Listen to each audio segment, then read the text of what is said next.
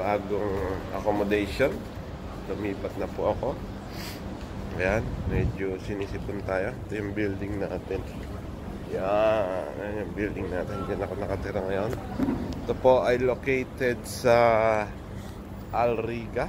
Yan, Al Riga tayo ngayon. Ngayon, titingnan natin yung paligid natin. Medyo maganda tong place na to dahil mapakita ko sa inyo kung bakit maganda ang place na napili natin dito sa Al Riga.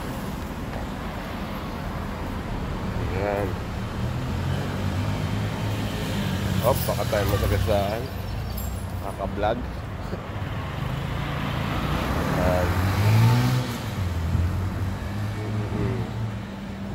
Tayo sa Al Riga. Yan. Bakit maganda rito? Makikita nyo mamaya, papakita ko sa inyo. Para makita nyo, para kang nandito sa para ka rin nasa Pinas. Okay? Sige, mamaya guys, titingnan natin kung ano ng mga nandito sa palibot natin. So, ayan guys, nandito tayo ngayon sa labas. Titingnan natin kung anong meron dito. Ayan, meron dito yung nakikita nyo ba yun? Mary Brown. Actually, nasa likod lang ako ngayon ng nasa likod lang ako ngayon ng ayan ang Mary Brown. Mary Brown. Ayan. Ito, meron sila sa labas, kainan. Actually, ang kainan yan ay gulat kayo, Riga Inasal. Diba? Meron mang inasal dito. Sa likod lang ako ng mang inasal. Yan, nakatira. Yan. Natin yung iba pa. Ayun. Punta natin yung sa likod din ako nitong West Zone. Mamaya doon yung West Zone. Punta natin. West Zone. Dito yung pinaka bilihan talaga ng ng mga baboy. Ayan sa Ibis. Meron ding Ibis Hotel dito. Ayan. Tabi na sa likod din tayo ng Ibis Hotel. Isa sa pinakamagandang hotel dito sa Dubai. Ayan yung Ibis Hotel. Yan. Nakita mo naman, puro maganda rito. Pero punta muna natin yung West Zone. At saka yung paano pa makikita natin. Ayan, ayan yung West Zone. Isa sa pinakasikat na bilihan ng baboy. Nasa likod lang din tayo niyan. Ayan, ang West Zone. Pero hindi tayo papasok muna dahil hindi naman tayo bibili ng baboy. Pinakita ko lang na dito ang sikat na pinakamalapit na bilihan ng baboy, ang West Zone. Paligid ko. Ayan. Diba? Pero doon tayo sa kabila dahil andun yung mga magagandang place, Jollibee o kung ano man. Meron doon Yemen.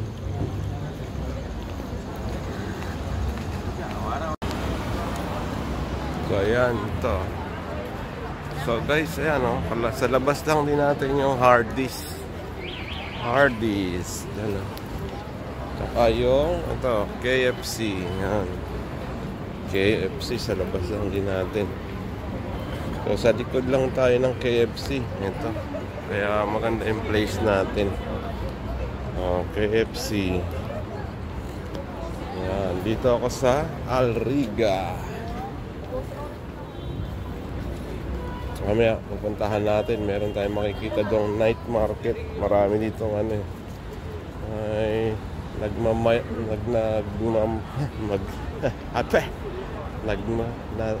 night market dito pagka taglamig. So, ayun Burger King nando sa unahan. Ayun, nakita nyo ba yung area na yon? Andun yung mga night market. Saka meron din tayong mapupuntahan dito mamaya.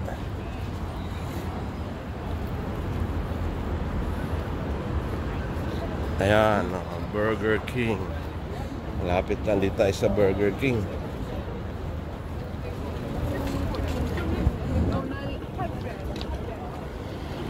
Dito sa Alrica, medyo maganda yung place niya dahil halos lahat ng mga kainang Pinoy nandito na rin. Puntahan natin yung Jollibee. Yan. Punta tayo sa Jollibee. Natin night market sa bandang unahan. Ito, Burger King. Ayan Ayan yung Burger King. Burger King. Chicken. Actually, meron din dito La Paz Batchoy, the original. La Paz Batchoy. Ayan siya. La Paz Batchoy. Gusto mo ng Dunkin Donut, Baskins and Robbins, andyan.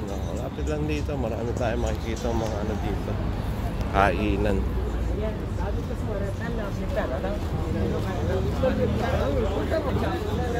Baskins and Robbins. Ito, Landmark Restaurant. Yung mga Landmark Restaurant, may mga sila. Kain ng Pinoy. Kain ng Pinoy. Tsaka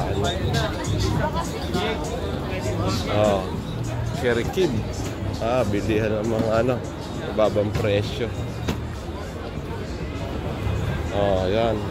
Lapit na tayo. Pupunta natin yung night market para ito yung mga kapaligid sa aking establishment. Di ba? Ang ganda. Ayun. Juice World.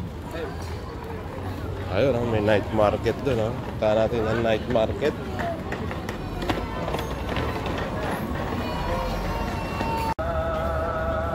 Ito yung night market. Tara, pasok tayo kung ano makikita natin.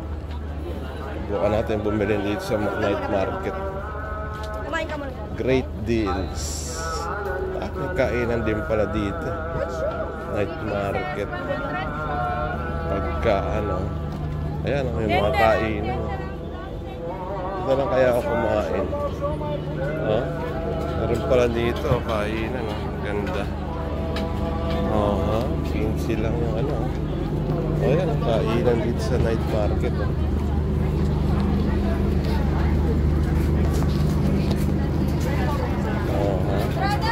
Diba?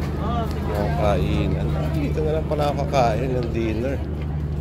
Diba? Yan ang mga kabayan. Halos parang nasa ka rin sa Pinas ka din. Sa pinaka Bacolod Inasal. Meron dito ang Bacolod Inasal. Sarap. Ikot-ikot tanda dito. Ito pala yung magandang kainan din. Diba? Mga isaw, kwek-kwek, Kuyas Inasal, lutong balik, Kapampangan, Istambayan. Diba? Marami dito kumakain. Puro halos mga Pinoy nga nandito. Sila, Millennial Cravings. Ito naman, bilihan ng mga gamit. Pag bibili ka ng gamit, diyan. Diba? Mga pabango. Saan ka pwede?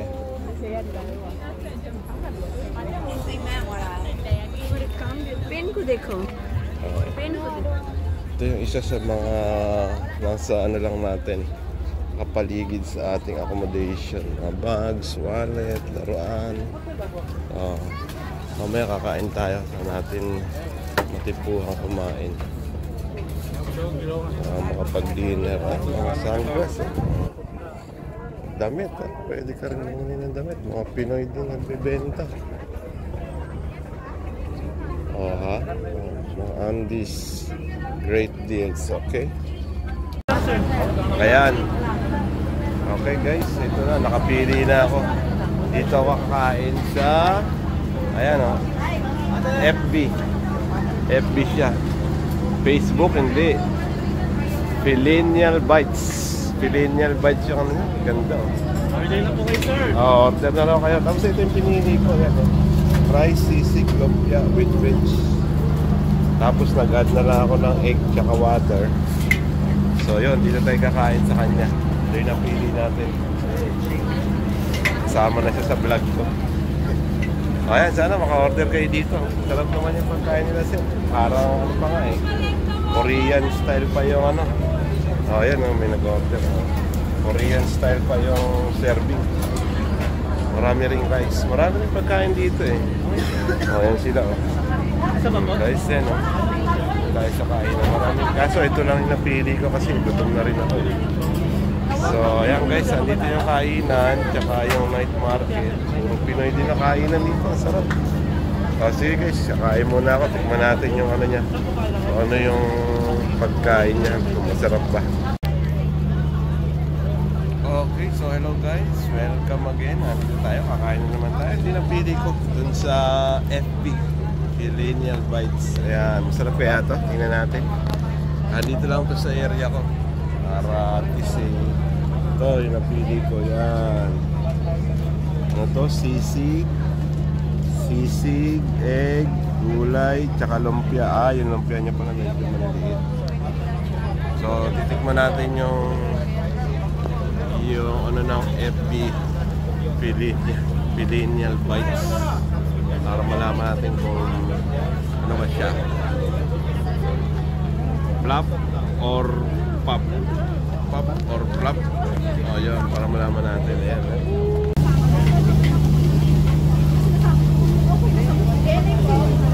Ayan. Ating order natin. Ayan, sisig. Tapos may gulay. Tapos may lumpia. Tapos may egg and maapaw na rice. May libre sabaw na rin. Usawan. So, yun yung kakainin natin ngayon, guys.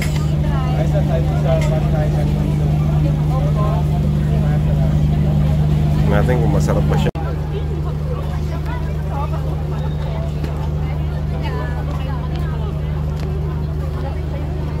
Okay, ayan guys. Tapos na tayong kumain. Medyo nalimas na naman yung ating pagkain. Okay naman siya. Yung pagkain niya, okay naman. Ang rate ko sa kanya, 7. Siguro 7 out of 10. Pero kasi marami pa sila iba-ibang pagkain. Itikpan natin yung iba nating ilang pagkain pagdating ng pagbalik natin dito. Sa food taste, medyo parang may hinahanap pa akong ano sa sisig. Maano pa sila, hindi pa ganun kaano, hawaw. So siguro try natin yung iba nilang meal para ano. Marami pa naman kasi mga kainan dito eh. Ayan.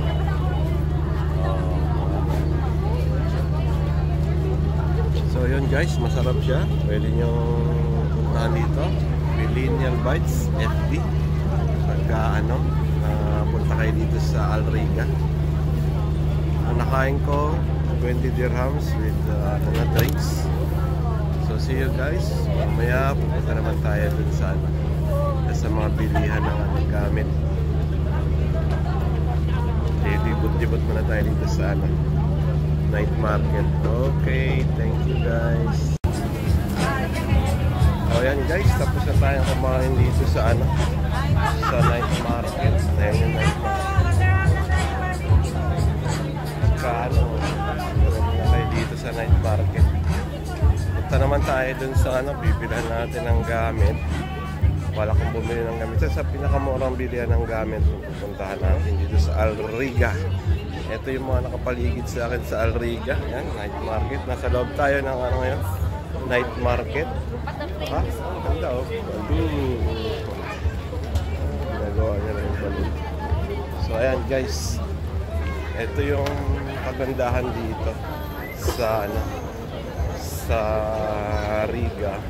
Kasi halos puro Pinoy na rin dito eh. Tapos marami pang kainang Pinoy.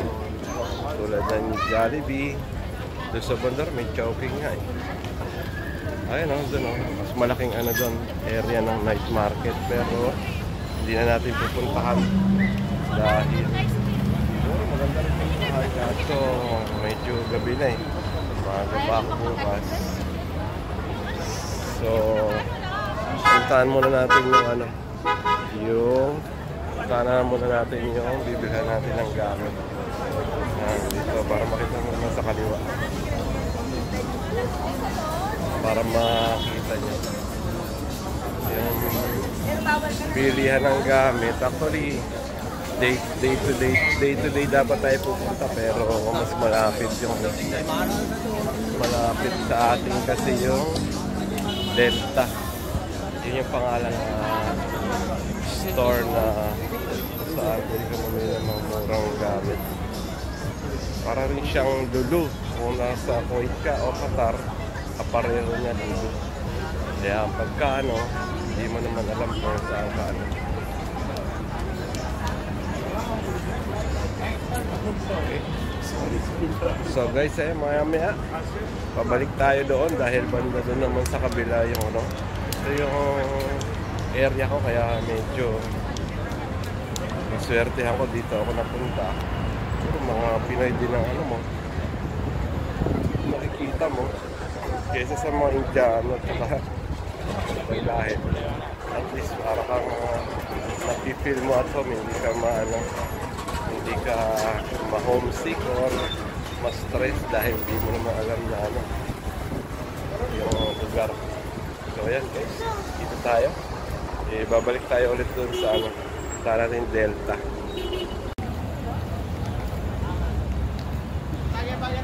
So hello guys, nagbabalik tayo dahil malapit na tayo doon sa pupuntahan natin. Bibili lang tayo ng actually bibili na ako ng sampayan. Pero dito kasi meron lang akong gustong ipakita na mga tindahan, kainan na malapit lang sa atin. Ayan. Kaya makikita nyo dito.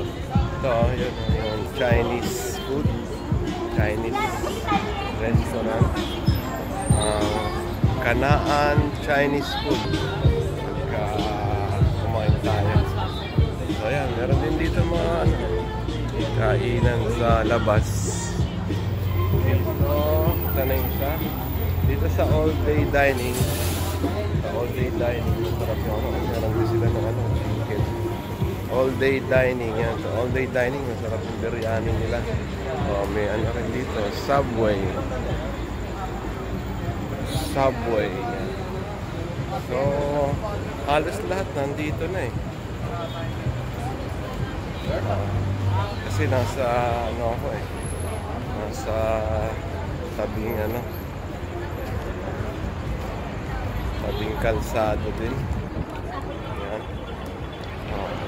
Ito naman meron naman isang malaking doon, supermarket, yung hypermarket. Hindi pa natin napupuntahan yung sa malaking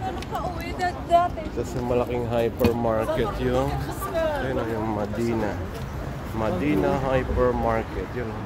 Isang pupuntahan natin yan. Din daw may mga nagtitinda ng pandesal dyan. Ito din, New Era. Ayan, New Era Supermarket. Sa mga din yan. Malaking supermarket. Maganda. Ayan. Tapos guys, ang kagandahan dito sa atin ay sa place ko dahil hindi lang sa maraming establishment or sikat na mga kainan.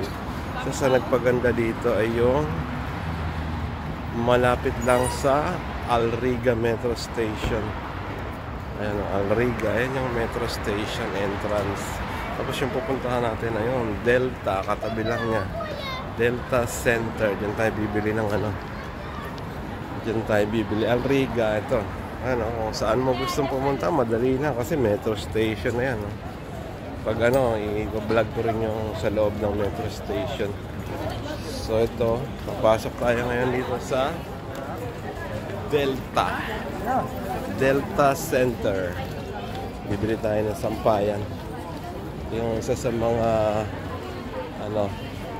kalaban ng day-to-day. Isa sa mga kalaban ng day-to-day. Bilihan din to ng lahat ng kailangan mo sa bahay. Basta as in, maraming tao dito. O, diba? Nagkagulo sila. Saan na ba yun? Hanapin lang natin yung bilihan ng ano. Andito tayo nasa loob ng Delta Supermarket. Para siyang Lulu kung kumpara mo sa ano.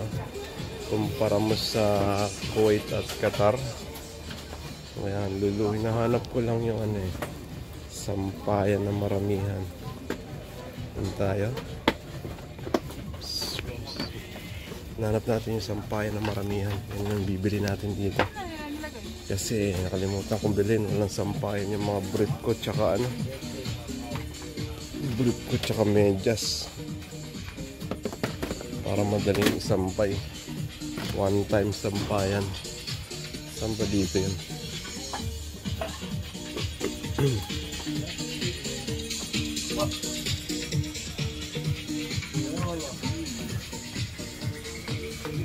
Ano ba yun? One stop from shoe section, the counter 4 please. Shoe section. Alam ko dito lang yun. Oo, dapat dito lang yun. Kasi kasama niya ito eh.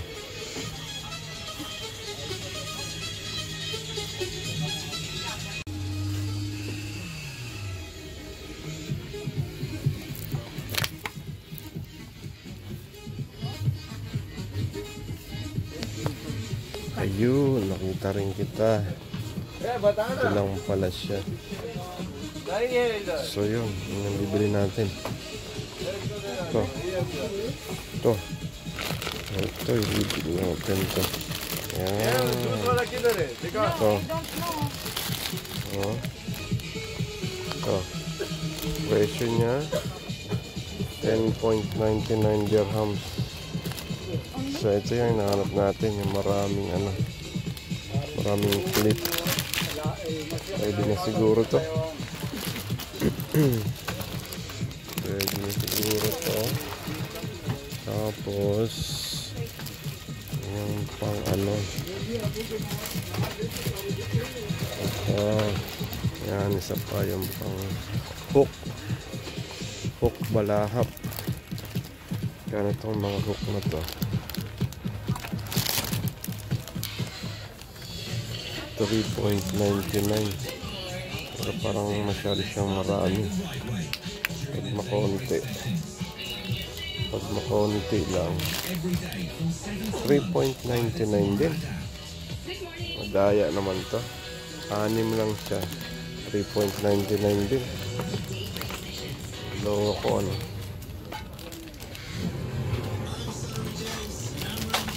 Ito, mayroong love. Love 3.99 din.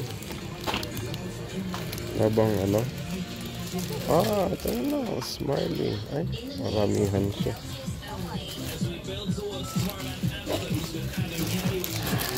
Ito kaya, baka mas mura to. 4.99.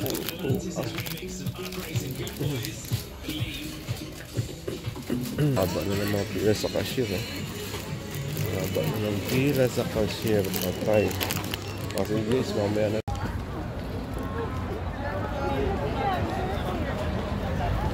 So, hello guys. Ayan.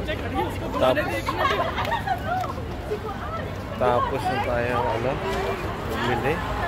Ito, nabili natin. Ayan. Balik na tayo sa ating ano, accommodation. Sa ating accommodation. Ito, nakita ko lang yung ating ano, yung mga ano, mga nakapaligid sa atin. Yan. Ito. Yung mga almadino. So yan. Ito tayo nakatira sa Al Riga. Al Riga. Malapit tayo sa metro station. Malapit din sa ano. Malapit din sa kainan ng mga Pinoy. Maraming kainan ng Pinoy dito. Kaya halos puro Pinoy din yung mga makakasalubong mo dito. Marami din mga salon. Yan. Tayo na rin magkatrabaho sa salon. So ito yung ano, sa tingin ko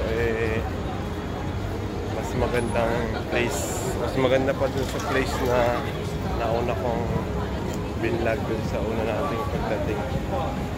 Kasi dahil sa Pinoy ako, Pinoy tayo, gusto natin malapit din sa mga Pinoy na kainan. Minsan try ko itong chicken grill.